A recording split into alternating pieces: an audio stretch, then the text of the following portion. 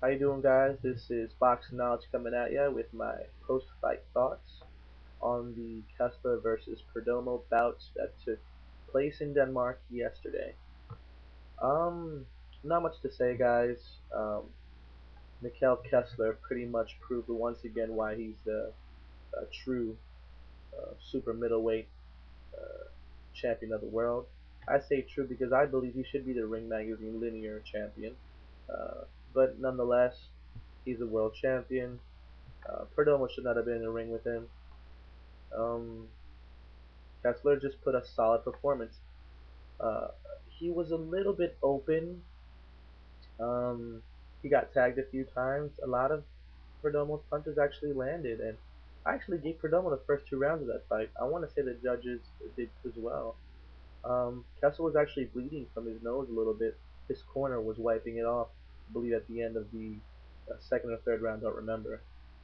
Um, which makes you kind of wonder. I mean, Andre Ward's also southpaw. I mean, he switches, but still, makes you wonder if it was Andre Ward, who is a higher class of a fighter than Perdomo is. Uh, it makes you wonder if he'd be more effective. Um, you know, uh, Again, guys, you guys have my prediction video on that fight. I believe Andre Ward will um, somehow edge out a decision over Kessler. I don't believe he'll hurt Mikhail Kessler because he's just a tank.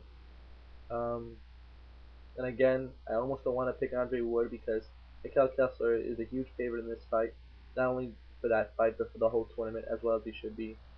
I believe again, as I stated earlier, that he should be the Ring Magazine, linear true champion at super middleweight. But let's get back to the fight, guys. I saw Mikkel Kessler's defense a little bit open. I want to say the reason why he was a little bit more open was because he was fighting he felt confident. Um, Fighting Perdomo. He knew it was just a tune-up bout. It wasn't even a tune-up bout, guys. It was more of a sparring session, really. I mean, Mikhail was just, ages above this guy. But I have to admit, Perdomo wasn't technically bad. He had a very good jab. He had phenomenal head movement, very, very good upper body movement.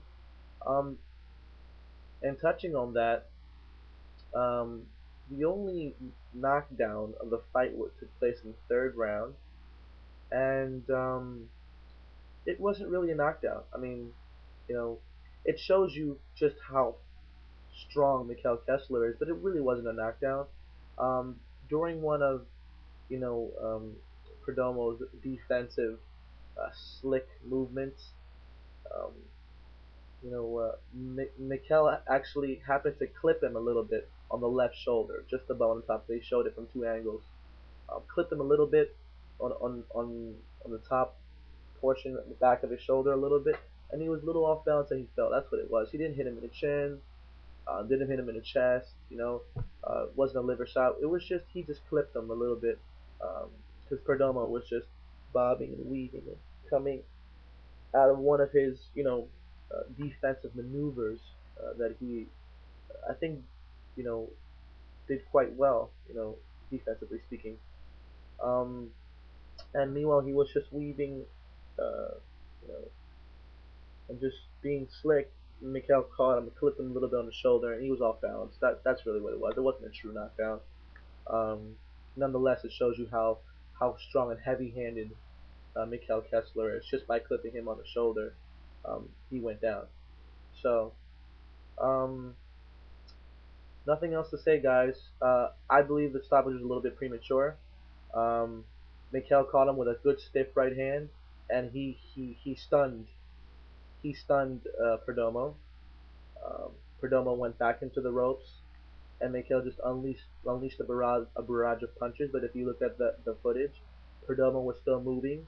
All right, wasn't shoulder rolling, but he was, sort of a very, I guess, weak or simple version of the shoulder roll. Was moving a little bit from side to side, and Mikhail was just hitting his arms really. Um,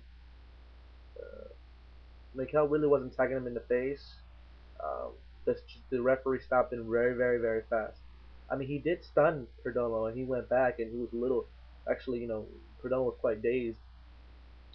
But he was moving quite well, and Mikkel was just unleashing a barrage of punches that were just hitting him really they were hitting him in the arm, and they were a lot of them were missing too because of Perdomo's movement. So I believe that the stop was premature.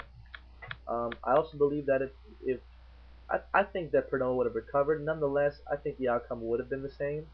I think Kessler would have knocked him out, um, regardless. I'm not, guys. Don't try to hammer me on here saying, "Oh, you don't know what you're talking about." Whatever. I mean, you can do that, whatever. But I'm just saying, the stoppage was premature. Okay, it was a hometown stoppage, in my personal opinion. Would that would have changed the outcome? Absolutely not, guys. I mean, he should not have even been in the ring with him. Perdomo was a professional is a professional fighter. I believe was undefeated and was the mandatory, guys. Um, well, he might not have been undefeated, guys. I'm sorry, I'm getting my facts screwed up. It's a little early. But anyway, comments, guys. Feel free to let me know your opinions. Um, again, you know, Mikkel Kelso put a beautiful performance on. Nothing taken away from him. Have to re-emphasize. I believe that the stoppage was premature. Um, but other than that, he was just solid. Oh, and Mikkel was a little open against a higher class of a fighter. I don't think that Mikkel would have been so open. I think he would have been more conservative, put his hands up more. But he looked like he was having fun out there. Really, he looked a little nervous in the beginning. I don't know, maybe the pressure. You know, pre-fight, bugs. Believe me, like I stated before in my other videos, I'm an amateur fighter as well. Um, you know, it happens to all of us. Doesn't matter how many times you're in there. I mean, you're always getting butterflies. But after that, he looked like he was having fun out there. He dropped his hands a lot.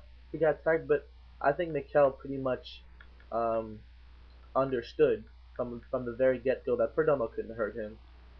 I think Mikkel at probably halfway into the second round understood that Perdomo didn't have the power to hurt him.